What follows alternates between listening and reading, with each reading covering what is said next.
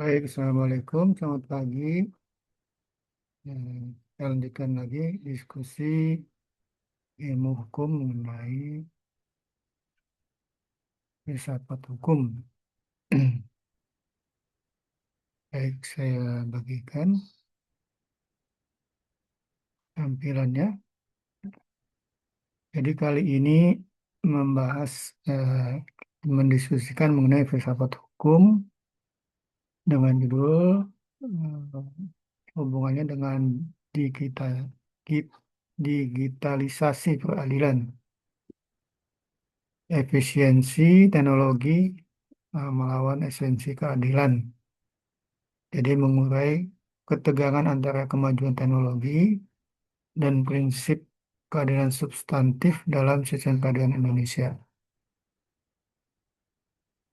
Nah, sebagai latar belakangnya, yaitu fenomena digitalisasi, mengapa sekarang? Jadi, kenapa harus dilakukan sekarang ya? Jadi, sebagai kita ketahui bahwa beban birokrasi yang berat, ya, sistem hukum konvensional, syarat proses manual yang lambat, biaya operasional tinggi dan penumpukan perkara yang tidak terselesaikan ya. Ini bisa berlarut-larut ya karena beban yang tinggi.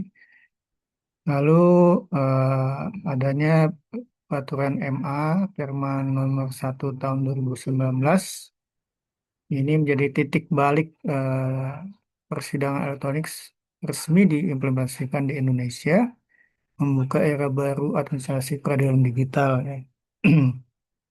Jadi Perma nomor 1 tahun 2019 merupakan dasar hukum penyelenggaraan e-court dan e-litigasi di Indonesia. Dengan peraturan ini, administrasi perkara dan sebagian besar tahapan persidangan dapat dilakukan secara elektronik sehingga proses peradilan menjadi lebih efektif, efisien, dan mudah diakses oleh masyarakat. Peraturan ini menjadi tonggak penting dalam modernisasi sistem peradilan Indonesia. Nah, Peraturan Mahkamah Agung nomor 1 tahun 2019 ini adalah yang tadi disebutkan adalah eh, landasan hukum penyelenggaraan administrasi perkara dan persidangan secara elektronik, e-court dan e-litigasi di lingkungan peradilan Indonesia. Peraturan ini ditetapkan pada tanggal 6 Agustus 2019 dan mulai berlaku pada tanggal 19 Agustus 2019 ya. Ditetapkannya tanggal 6, berlakunya tanggal 19. Peraturan ini diubah sebagian oleh Perma nomor 7 tahun 2022 ya.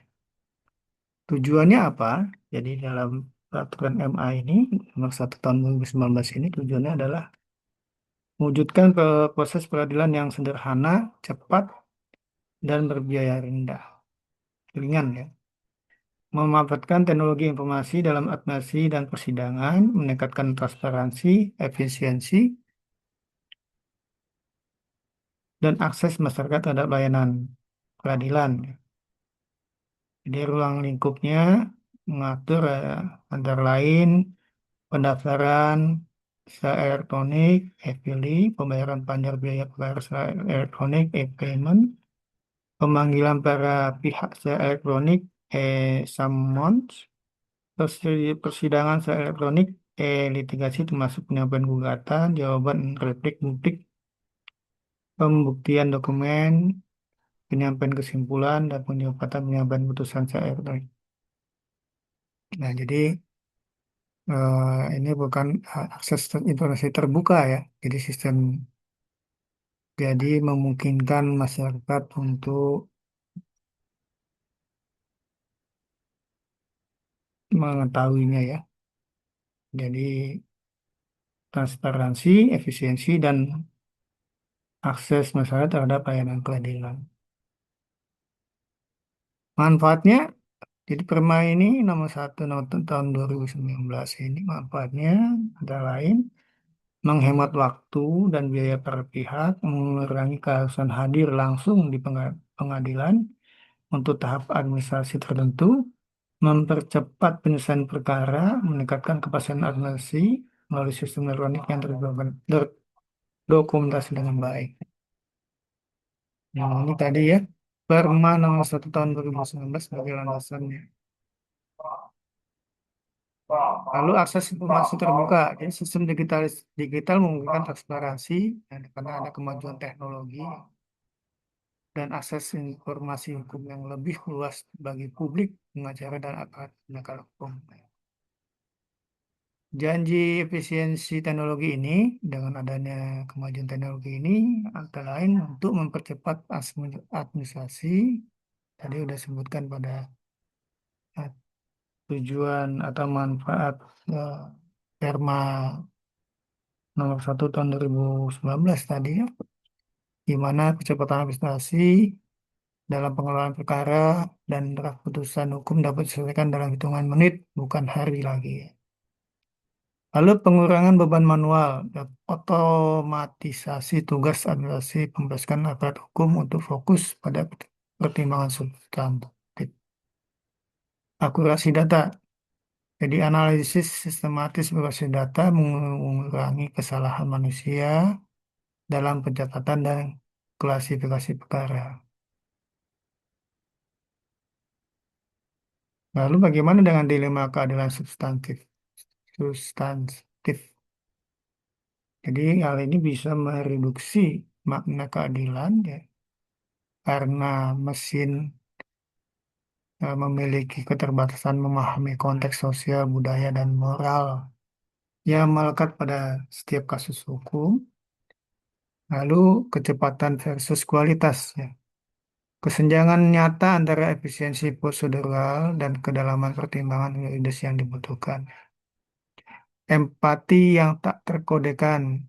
Jadi, dapatkah algoritma memahami rasa kemanusiaan? Karena dia mesin ya. Apakah mesin dapat memahami rasa kemanusiaan? Apakah dia mempunyai empati ya?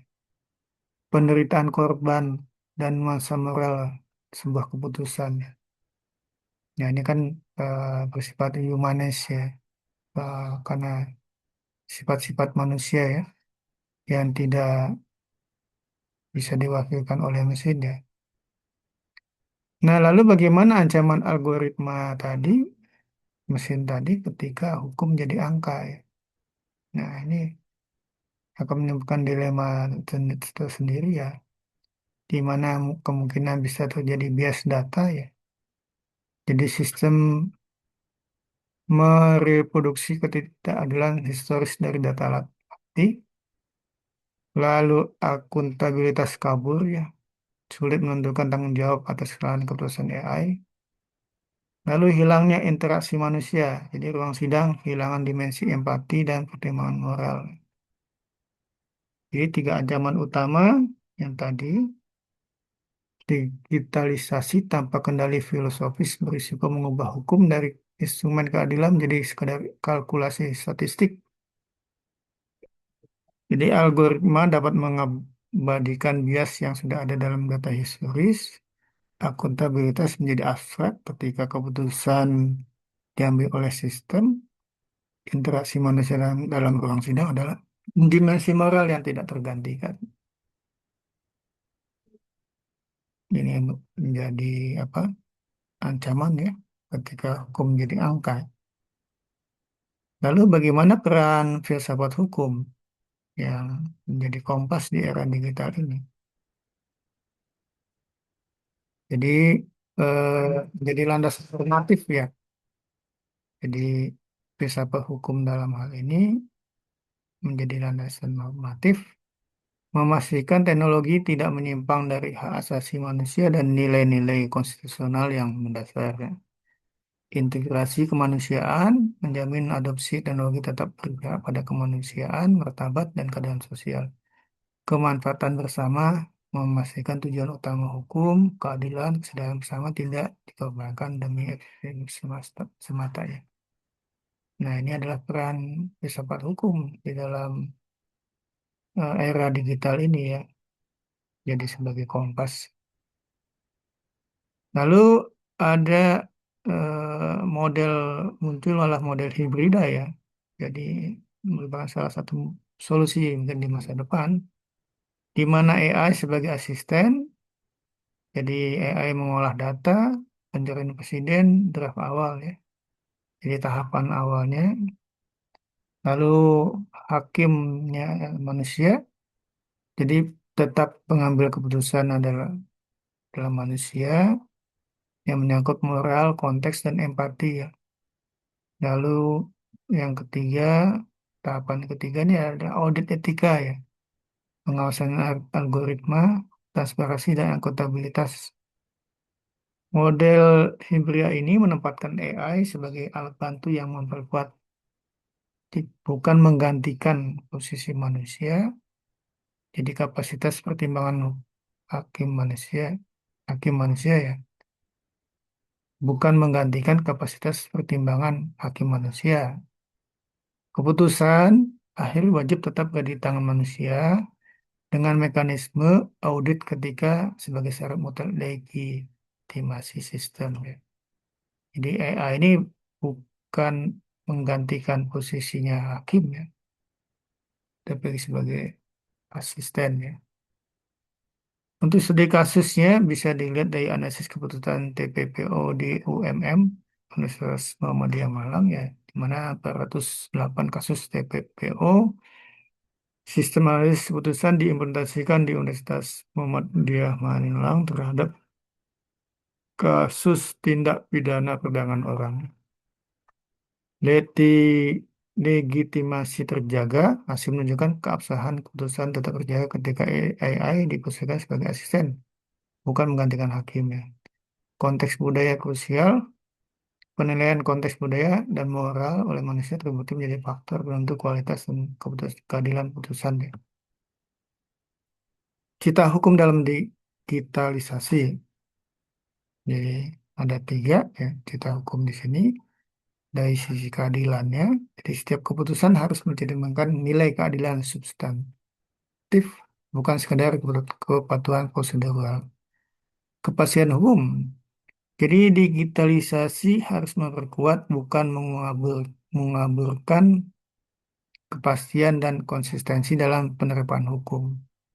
Perlindungan data, privasi dan data pribadi para pihak dalam kasus hukum wajib dilindungi sebagai hak fundamental.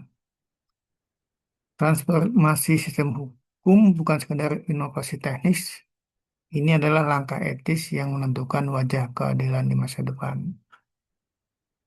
Untuk kesimpulannya, menjaga martabat keadilan. Jadi teknologi adalah pelayan, keadilannya adalah Tuhan, tuannya. Ya, teknologi adalah pelayan, keadilan adalah tuan. Ya. Jadi mesin untuk efisiensi. Jadi manfaat teknologi untuk mempercepat administrasi, mengolah data, dan mendukung kerja aparat hukumnya. Hati untuk keadilan. Jadi kesimpulan yang kedua, pertimbangan moral, empati, dan rasa kemanusiaan harus tetap menjadi jiwa setiap keputusan pengadilan. Yang ketiga adalah sistem hukum yang bijak. Jadi mari kita membangun peradilan yang cerdas secara digital, namun tetap bijak secara manusiawi. Nah, demikian tadi diskusi mengenai filsafat hukum dalam digitalisasi peradilan. Jadi bagaimana efisiensi teknologi versus efisiensi keadilan itu terbangun ya. Demikian yang bisa saya sampaikan. Terima kasih atas perhatiannya. Assalamualaikum warahmatullahi wabarakatuh.